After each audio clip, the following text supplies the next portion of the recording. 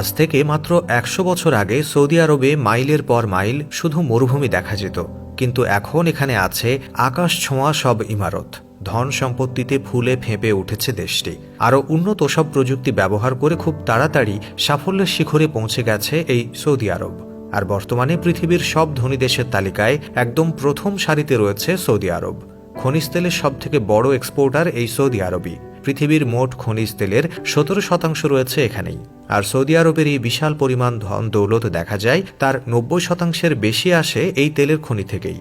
যে সৌদিরা একসময় যাযাবরের মতো জীবনযাপন করত, এখন তাদের বাড়ির গ্যারেজে একের পর এক লাক্সারিয়াস কার রয়েছে। আর সৌদি আরবের অনেক শেখরা সোনার টয়লেট ব্যবহার করেন। ঠিকই শুনেছেন, সোনার টয়লেট। ঠিক এতটাই ধনী সৌদি আরবের লোকজন। কিন্তু প্রশ্ন হলো, শুধুমাত্র কি তেলের জন্য এই দেশটাতে উন্নতি হয়েছে?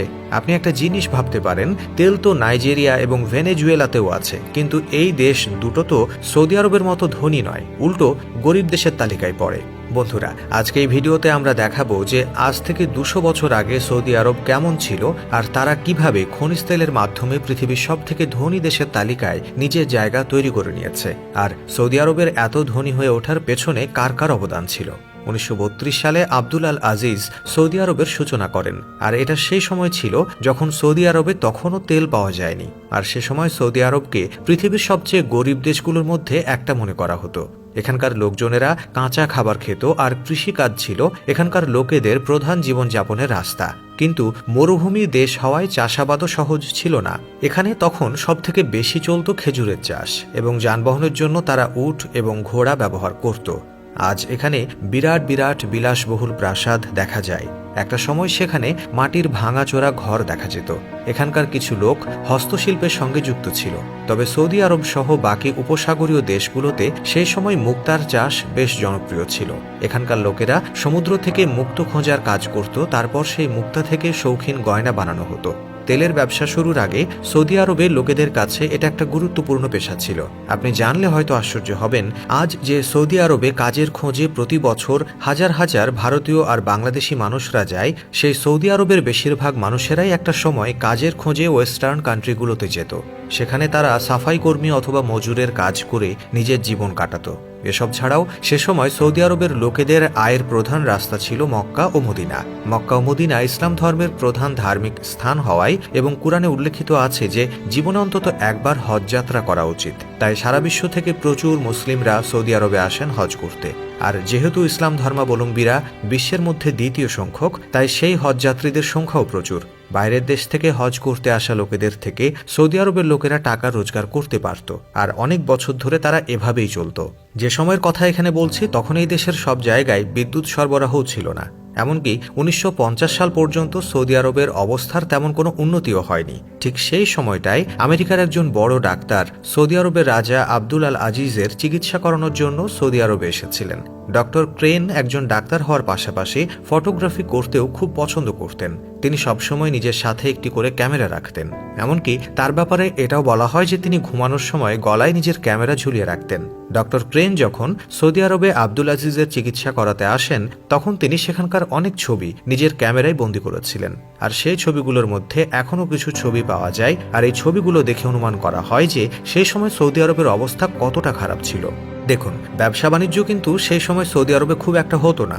আর যেহেতু সৌদি আরবে জলের খুব অভাব ছিল, তাই এক জায়গা থেকে অন্য জায়গায় জল পৌঁছে দেওয়ার জন্য ট্যাঙ্কারের ব্যবহার করা হতো। ওই সময় সেখানকার মানুষেরা মাটির বাড়ির বদলে কংক্রিটের বাড়ি বানাতে শুরু করেছিল। রাস্তার হাল খুবই খারাপ ছিল। সাধারণ সৌদি আরবের বাসিন্দাদের খরচ চালানো কষ্টকর ছিল। এমনকি পড়াশোনা করার ঠিকঠাক সুযোগ ছিল না। আর বেশিরভাগ লোকই অশিক্ষিত ছিলেন। তারা রাস্তায় বসবাস করতেন। তারা ফ্রি টাইমে এন্টারটেইনমেন্টের জন্য বাজপাখির সঙ্গে খেলা করত বা শিকার করতে বেরিয়ে পড়ত। বিলাসবহুল জীবনযাপনের কোনো সুযোগই সে সময় সৌদি আরবের লোকেদের ছিল না। তারা যেমন তেমন করে কোনোভাবে শুধুমাত্র নিজেদের জীবনটা কাটিয়ে দিত। কিন্তু ১৯৭৬ সালে সৌদি আরবের হাল বদলাতে শুরু করে যখন সৌদিতে খনিজ তেলের উৎপাদন লাগাতার বাড়তে থাকে। এই খনিজ তেলের উৎপাদন বাড়ার সাথে সাথে সৌদি আরবের আয় বাড়ে এবং সামাজিক অবস্থার পরিবর্তন আসতে শুরু করে। রোজগার বাড়ার সঙ্গে সঙ্গে সৌদি আরবের সরকার সেখানকার মানুষদের উন্নতির জন্য কাজ শুরু করে। সাধারণ মানুষের জন্য সরকার থেকে খাবার এবং জলের ব্যবস্থা করে দেয়া হয় এবং সম্পূর্ণ সৌদি আরবের সার্বিক বিকাশের দিকে নজর দেয়া হয়। এরপর সেখানকার বেশিরভাগ লোকই তেলের খনিতে কাজ করতে শুরু করে, আর তাদের সেই উন্নতির ফল সারা বিশ্ব এখন দেখতে পাচ্ছে। কিন্তু বর্তমানে সৌদি আরব সফলতার চূড়ায় দাঁড়িয়ে রয়েছে। সেই সফলতা পাওয়া মোটেও অতটা সহজ ছিল না। তুর্কির সাথে সৌদি আরবের শত্রুতার ব্যাপারে সাধারণত আমরা সবাই একটু আধটু জানি, তবে শত্রুতা কিন্তু মোটেও এখনকার নয়, বরং শত্রুতা কয়েকশো বছরের পুরানো। 1700 শতাব্দীতে মধ্যপ্রাচ্যের দেশগুলোতে ইসলাম ধর্মের প্রচারের উপর জোর দেয়া হয়, আর প্রচুর পরিমাণে লোক ইসলাম ধর্ম গ্রহণও করেছিল। আর সে সময় ধীরে ধীরে সৌদি আরব পৃথিবীর কাছে একটা জনপ্রিয় জায়গা হয়ে ওঠে। তবে এই জনপ্রিয়তা যে শুধুমাত্র সৌদি আরবের আয় বাড়িয়েছিল তা কিন্তু নয়, বরং এই জনপ্রিয়তা সৌদি আরবকে তার রাজত্ব বিস্তারে বিরাট সাহায্য করেছিল। 1740 সালে প্রথমবার আরবে রাজশাসন শুরু হয়। আদিবাসী শাসক মোহাম্মদ বিন সাউদ একজন ধার্মিক নেতা মোহাম্মদ বিন আল বাহাবের সাথে মিলে একটা সংগঠন শুরু করেন। 1786 সালে সে সংগঠন তাদের প্রথম বিজয় যাত্রা শুরু করে এবং তারা মক্কা ও মদিনার দখল করে নেয়। আর এর মধ্যে ওয়াহাবি আন্দোলনের যথেষ্ট গুরুত্বপূর্ণ ভূমিকা ছিল। কিন্তু 1816 সালে অটোমান সাম্রাজ্য বা উসমানীয় সাম্রাজ্য সৌদি আরবের উপর কবজা করে ফেলে। আর প্রথম যে সৌদি আরবের রাজত্ব শুরু হয়েছিল সেটা এখানে শেষ হয়ে যায়। দ্বিতীয়বার সৌদি আরবের রাজত্ব শুরু হয়েছিল, সেটা 1824 সাল থেকে 1866 সাল পর্যন্ত চলেছিল এবং এরপর আরও একবার অটোমান এম্পায়ার রিয়াদ সহ অন্যান্য এলাকা কবজা করে ফেলে। আর বলা হয় 1940 সালে আব্দুল আল আজিজ মাত্র 40 জন সেনাকে নিয়ে রিয়াদ পুনর্দখল করে। আর সে সময় অটোমান এম্পায়ার ভীষণভাবে দুর্বল হয়ে পড়েছিল। প্রথম বিশ্বযুদ্ধ শেষ হয়ে যাওয়ার পর সৌদি আরবে আরও জোর কদমে তেলের সন্ধান শুরু হয়। 1922 সালে নিউজিল্যান্ডের মাইনিং ইঞ্জিনিয়ার মেজর ফ্র্যাঙ্ক হোলম্যানকে সৌদি আরবের পূর্ব দিকে তেল খোঁজার দায়িত্ব দেওয়া হয়, কিন্তু মেজর ফ্র্যাঙ্ক অসফল হন। আবার 1925 সালে আমেরিকান ইঞ্জিনিয়ার কালটুচেল সৌদি আরবে তেলের খোঁজ চালান, আর তিনিও অসফল হন। তবে তিনি তেলের খনি খুঁজে পাননি ঠিকই, কিন্তু সৌদি আরবে যে বিশাল পরিমাণে তেলের খনি আছে সেই ব্যাপারটি তিনি প্রমাণসহ নিশ্চিত করতে পারেন। সৌদি আরবে যখন এই তেলের খোঁজ চলছিল তখনই 1932 সালে বাহরাইনে তেলের খোঁজ পাওয়া যায়। আর এরপরই সৌদি আরবের সরকার আরও জোর কদমে তেলের খোঁজ শুরু করে। 1934 সালে পুনরায় তেলের খোঁজ শুরু হয়, কিন্তু তারা এবারও অসফল হন।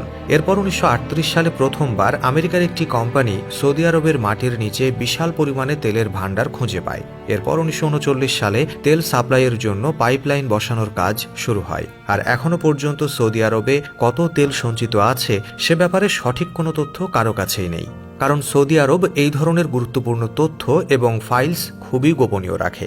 যদিও সৌদি আরবের সরকারি আধিকারিক থেকে পাওয়া তথ্যানুযায়ী তাদের কাছে 250 বিলিয়ন ব্যারেল তেল এখনও রয়েছে।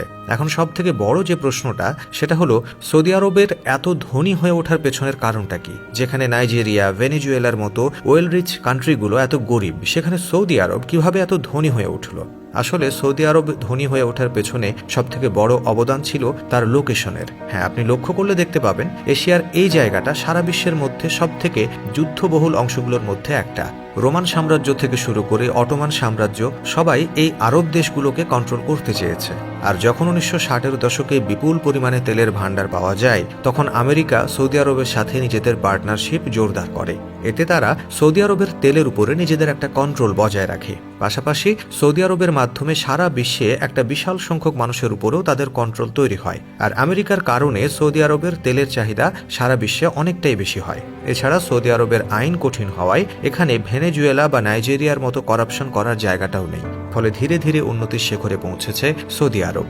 তো বন্ধুরা, এই ছিল সৌদি আরবের উত্থানের গল্প। কেমন লাগলো সেটা কমেন্টে জানাবেন। Thanks for watching.